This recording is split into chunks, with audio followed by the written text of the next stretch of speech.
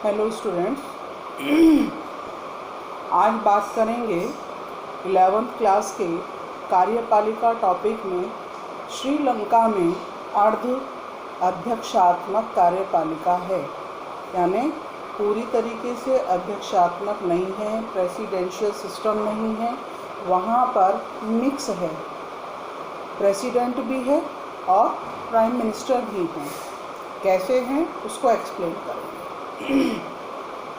1978 में श्रीलंका में कॉन्स्टिट्यूशन में अमेंडमेंट किया गया, संविधान में संशोधन किया गया, जिसके द्वारा प्रेसिडेंशियल सिस्टम्स एग्जीक्यूटिव को लागू किया गया। इस सिस्टम में जनता प्रत्यक्ष रूप से डायरेक्ट वोट करती है प्रेसिडेंट को। बात श्रीलंका की हो रही है। जनता डायरेक्ट वोट करती है प्रेसिडेंट को,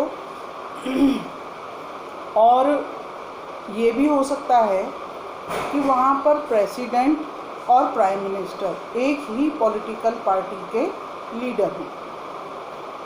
वहाँ कॉन्स्टिट्यूशन में प्रेसिडेंट को ये पावर दी गई है कि प्रेसिडेंट पार्लियामेंट में जिस पॉलिटिकल पार्टी के मेंबर का सबसे ज़्यादा मेजॉरिटी, सबसे ज़्यादा वोट होंगे, प्रेसिडेंट उस व्यक्ति को प्राइम मिनिस्टर सेलेक्ट करेगा।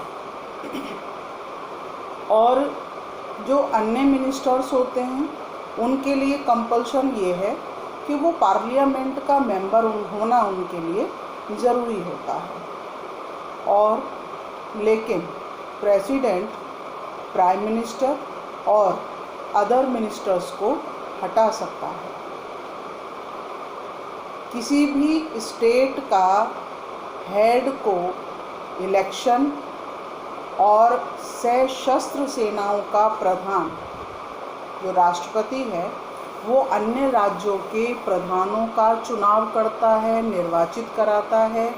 और सशस्त्र सेना माने जैसे भारत में जल, थल, वायु हैं, ऐसे ही तीनों सेनाओं का सेनापति राष्ट्रपति को माना गया है श्रीलंका में। इसके बाद राष्ट्रपति सरकार का भी प्रधान होता है, यानी प्राइम मिनिस्टर के ऊपर प्रेसिडेंट काम करता है। वो सरकार का भी प्रधान है और कॉन्स्टिट्यूशन का भी प्रधान है। और श्रीलंका में जो प्रेसिडेंट चुना जाता है वह 6 वर्ष के लिए चुना जाता है।